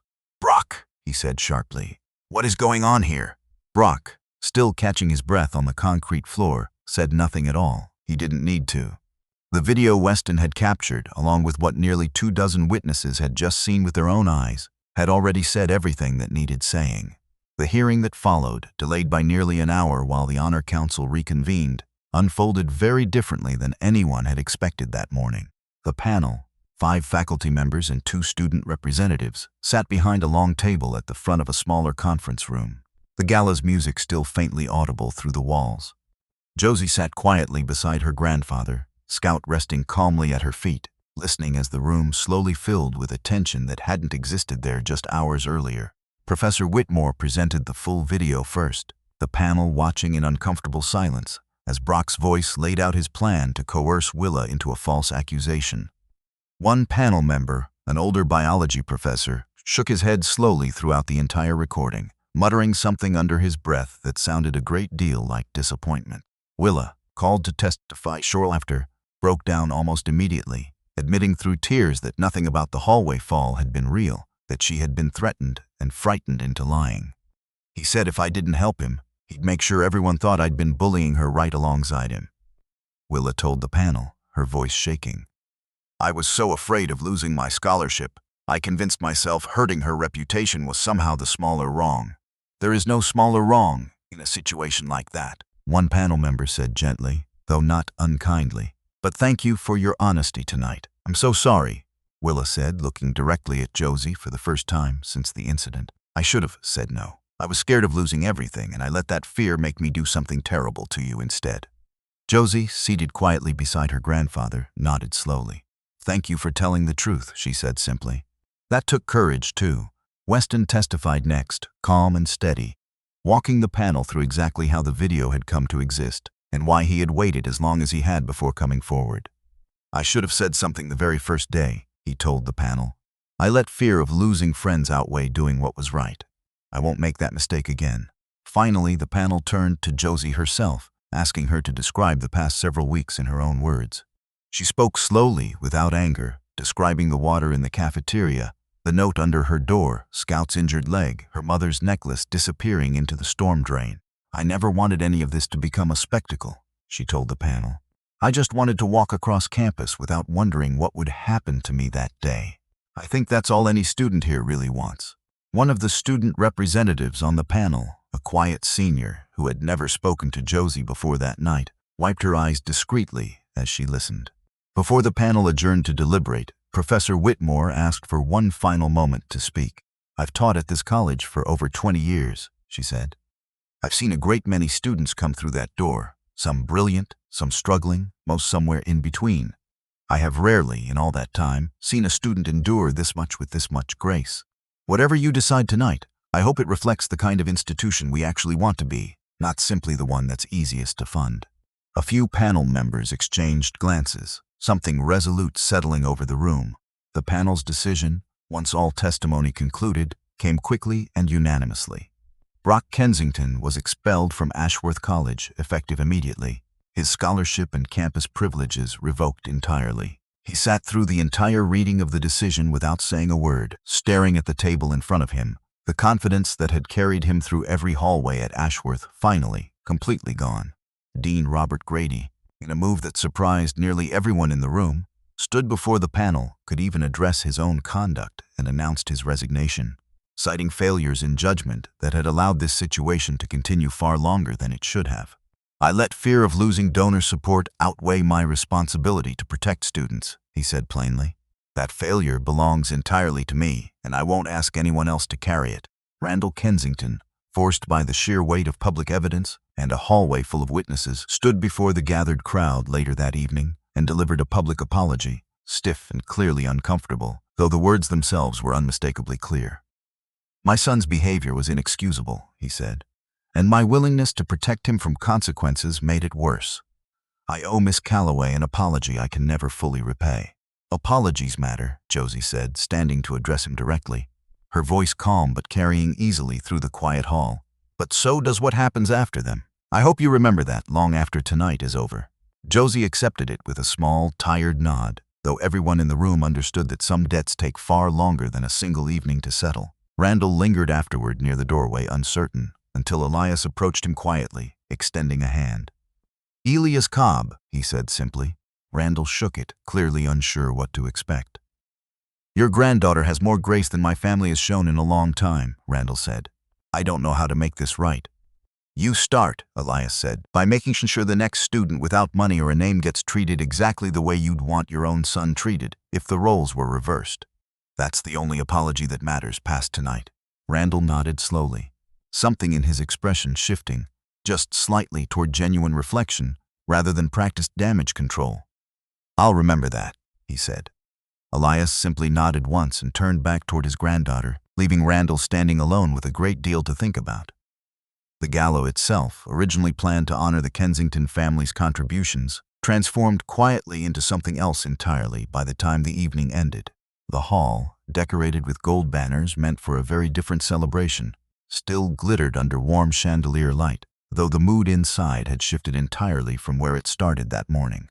Waitstaff moved quietly between tables, clearing untouched plates, sensing, the way good staff always do, that this particular evening called for patience rather than ceremony. Somewhere near the back, Grace and Priya, two students who had barely spoken to Josie before that night, sat together, watching the front of the room, both of them quietly ashamed of how long it had taken them to pay real attention. Professor Whitmore took the small stage near the front of the hall, addressing the crowd with a warmth that silenced the last of the evening's tension. Tonight was meant to celebrate generosity, she said. I'd like to suggest we still do exactly that. Not generosity measured in donations, but the kind measured in courage, honesty, and simple human decency. She gestured toward Josie, seated near the front with Scout resting calmly at her feet, Elias standing proudly just behind her chair. I'd like to introduce someone the college nearly failed to protect, Professor Whitmore said. Josephine Calloway, national champion, freshman, and I suspect one of the most patient young women any of us will ever have the privilege of knowing. The room rose to its feet, applause rolling steadily through the hall, students who had laughed weeks earlier now standing among those who had never stopped believing in her. Weston stood near the back, clapping quietly, relief and shame mingling honestly on his face. Willa stood beside him, tears in her eyes, applauding despite everything, grateful for a chance to begin making things right. Josie rose slowly, Scout steady beside her, and made her way carefully to the small stage, her cane tapping its familiar, unhurried rhythm against the wooden floor. She didn't prepare a speech. She simply spoke from the same quiet place she always had. For 18 years, she said, people have looked at me and decided before I ever said a word exactly what I was capable of. Fragile, limited, someone to be managed rather than known. The room listened in complete silence. My grandfather taught me that real sight has very little to do with your eyes, she continued. It has to do with patience, with listening, with choosing kindness again and again, even when cruelty would be so much easier to justify. I want to say something to anyone in this room who has ever been laughed at, tripped, or made to feel small, Josie said. You don't owe anyone proof of your own worth, not your strength, not your story, not your scars. You are allowed to simply be gentle and let that be enough for as long as you choose. She paused, one hand resting lightly on the pendant at her collarbone. I lost something precious a few weeks ago, she said. A necklace that belonged to my mother. I thought it was gone forever. But someone patient enough to look a little longer found it, exactly when I needed it most. She glanced toward Walt Higgins, standing quietly near the back exit, who offered her a small, proud nod. I think that's true of most good things in this life, Josie said. They aren't always visible right away. Sometimes you have to be patient enough and brave enough to keep looking for them, even in the dark. The applause that followed lasted a long, long while. Later that night, once the crowd had thinned and the hall had quieted, Josie sat outside on the front steps of the building, Scout resting against her legs, her grandfather seated beside her, the cool evening air settling gently around them both. You did good night, Elias said. Better than good. I didn't want to fight him, Josie said quietly, even at the end. I kept hoping there was another way. There usually isn't when someone's made up their mind to hurt you, Elias said. But you never once raised your hand first. You held that line until the very last second. That's the part I'm proudest of. Josie leaned her head against his shoulder, the way she used to as a little girl, grieving and frightened and slowly learning how to stand up again. Do you think Mom would be proud? She asked quietly. Elias wrapped an arm around her, pulling her close. I think, he said, she'd tell you she wasn't proud because you won tonight. She'd tell you she was proud because you never once stopped being gentle, even when the whole world gave you every excuse not to be. Josie closed her eyes, feeling the truth of that settle warmly into her chest. What happens now? She asked. For you, I mean. Are you staying long? A few days, Elias said. Long enough to make sure you're steady before I head home, and long enough to shake Walt Higgins's hand properly for once. Josie laughed softly, wiping her eyes. He never told me you two knew each other until today, she said. That's Walt. Elias never one to make a fuss about doing the right thing. Just does it quietly and moves on. Sounds like someone else I know, Josie said, nudging his shoulder gently. Elias chuckled, low and warm, the sound settling over her like a blanket against the cool night air. Mabel found them there a few minutes later, sitting down on Josie's other side, and for a while the three of them simply sat together in comfortable silence, watching the last of the gala's lights shut off across the quiet campus. Weston found Josie the following afternoon, waiting awkwardly near the courtyard bench where Scout had once been hurt, unsure exactly how to begin. I owe you an apology, he said when she approached. A real one, not just testimony in a hearing room. I'm listening, Josie said, settling onto the bench, Scout curling comfortably at her feet. I stood there for weeks, Weston said. Every single time Brock did something cruel, I just stood there. I told myself silence wasn't the same as participating. I don't believe that anymore. You came forward, eventually, Josie said. That mattered, more than you probably realize. It shouldn't have taken this long, Weston said. No, Josie agreed honestly, it shouldn't have. But most people never come forward at all, Weston. You did, that's not nothing. How's Willa doing? Weston asked. I haven't had the courage to check on her yet. Scared still, Josie said. But she testified honestly in the end. That took its own kind of courage, give her time. People usually surprise you, if you let them. Weston sat down slowly beside her, relief and lingering guilt still tangled together on his face. My dad's really proud, by the way, he said. Once I told him everything. Said your grandfather would be too. Josie smiled, the first fully easy smile she'd allowed herself in his presence. He already is, she said. He mentioned your dad by name last night, said the lessons clearly stuck in the family that mattered most. Weston laughed softly, blinking back something suspiciously close to tears. I'd like to help. With whatever comes next here, he said. If you'll let me, I think, Josie said. That's exactly the kind of thing my grandfather would call raising your hand for the right reason. In the weeks that followed, Ashworth College changed in small, steady ways. A new dean, appointed quickly after Grady's resignation, implemented a formal review process, ensuring complaints could no longer disappear quietly into administrative folders. The new policy required every complaint, regardless of the names attached to it, to be logged, time-stamped, and reviewed within a number of days, with a copy automatically shared outside the dean's office. It was a small, unglamorous kind of reform, the sort that rarely makes headlines, but it changed, quietly and permanently, how the college handled the people most likely to be overlooked. Weston and Willa both completed a semester of community service, working alongside campus counselors to build a peer support program for students facing harassment, a project neither of them had expected to care about as deeply as they came to. I used to think staying quiet kept me safe, Weston told a group of income freshmen during one of the program's first sessions. It just kept other people unsafe instead. I learned that the hard way. Willa, standing beside him, added her own piece honestly. Being scared doesn't excuse hurting someone, she said. I wish I'd understood that before it cost someone else so much. Josie sometimes stopped by their sessions, not to speak, simply to listen, Scout resting quietly at her feet while students shared their own stories of being overlooked, underestimated, or unfairly judged. Professor Whitmore retired 2 years later. Though she stayed close with Josie long after graduation, the two of them exchanging letters filled with books, quotes, and small updates about Scout's steadily graying muzzle. Neither of them ever let too many months pass in between. Walt Higgins remained at his post by the dormitory entrance, greeting new freshmen every August with the same quiet, watchful patience he'd always carried, occasionally telling a very short, carefully edited version of the story to students who asked why there was a small brass plaque near the courtyard bench, engraved simply with 2 words, "Stay steady." He never explained the full story behind those words, and nobody who really needed to know ever had to ask. Josie remained at Ashworth, her cane tapping its familiar rhythm across the quad each morning, Scout walking steadily at her side, the small silver compass resting, once again, exactly where it belonged. She graduated 4 years later with a degree in psychology, the same subject that had first caught her attention in that crowded lecture hall her freshman week, and took a position afterward helping design accessibility programs for students at colleges across the country. She still practiced quietly at night, alone in her dorm room, moving through forms that lived in her muscles like a favorite song. Not for war, not for revenge. Simply because some things, once learned with enough love, deserve to be kept close for the rest of a person's life. Word of what happened at Ashworth spread slowly beyond the campus itself, reaching parents, teachers, and students in towns Josie would never visit. A quiet reminder passed from person to person that patience and gentleness were never signs of weakness at all. They were simply strength, waiting for the right moment to stand up.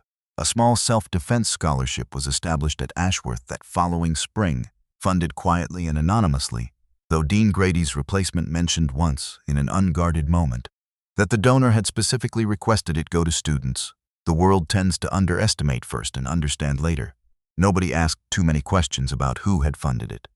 Some kindnesses work better left unsigned.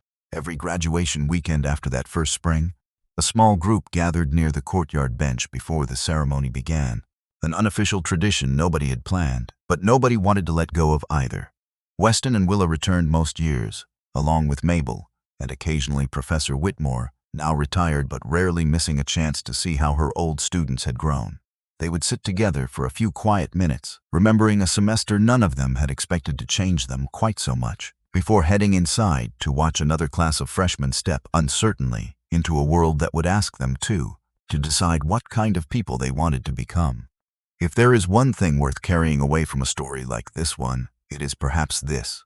Strength rarely announces itself loudly. It usually looks like someone standing back up after a fall, brushing gravel from their palms, choosing kindness one more time, simply because kindness was always the harder, better choice. It looks like a girl who could not see the world around her, yet somehow understood the people in it more clearly than most of them ever understood themselves. And somewhere on a quiet street in Cedarville, An old man sat in his small kitchen most evenings, a cup of tea finally going untouched for reasons far happier than before, thinking of his granddaughter and smiling. She had never once raised her hand first. She had never needed to. Some of the strongest people you will ever meet never do.